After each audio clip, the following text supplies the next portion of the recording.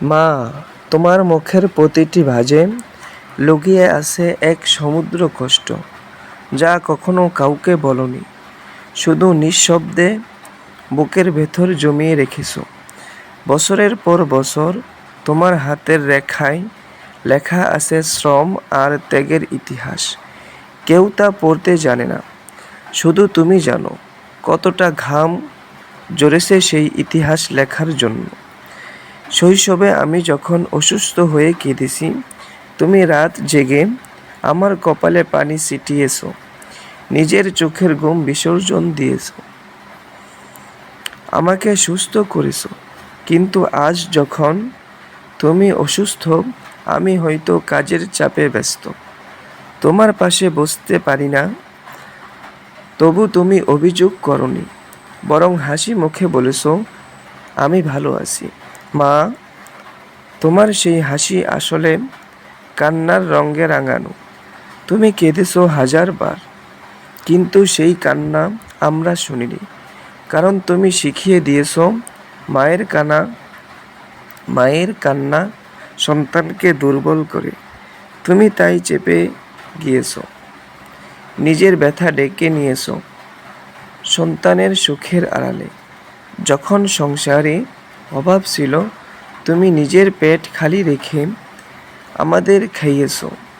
নিজের নতুন শাড়ির স্বপ্ন বিসর্জন দিয়ে আমাদের জামা কিনে দিয়েছ।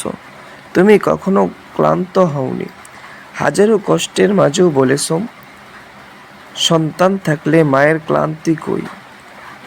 আজ আমি বড় হয়েছি, তবু তোমার সেই কষ্টগুলো রয়ে গেছে অদৃশ্য দাগ হয়ে। তুমি হয়তো চাওনি আমরা জানতে, কিন্তু আমি জানি মা, তোমার চুলের আগে ভাগেই সাদা হয়ে যাওয়া, তোমার মুখের কৃষ্ণা সবই সেই লড়াইয়ের সাক্ষী। তুমি পথ চলতে গিয়ে কতবার হোঁচট খেয়েছো, কিন্তু কখনো হার মানোনি। সন্তানের ভবিষ্যৎ আঁকড়ে ধরে তুমি নিজেকে ভুলে দিয়েছো। আজ যখন রাতে চুপচাপ তোমাকে দেখি, তখন মনে হয় তুমি আসলে এক পাহাড়, যার ভেতরে চাপা আছে ভাঙ্গনের শব্দ। মা, তুমি কি জানো, তোমার চোখের জল তোমার বুক ভেঙে দেয়, কিন্তু আমি নির্বাক হয়ে যাই।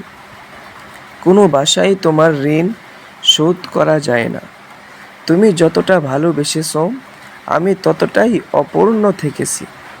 আজ আমি যদি পারি, তোমার কষ্টগুলো ছিনিয়ে নিতে চাই, তোমার ক্লান্ত চোখ আবার শান্তি ফেরাতে চাই।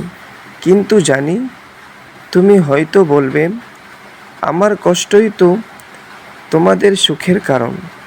মা, তুমি পৃথিবীর সবচেয়ে মহিয়সী নাম। তুমি কষ্টের ভেতর থেকেও আলো ছড়ানো সূর্য। তুমি না থাকলে জীবন হয়তো শুধু অন্ধকারে হারিয়ে যেত।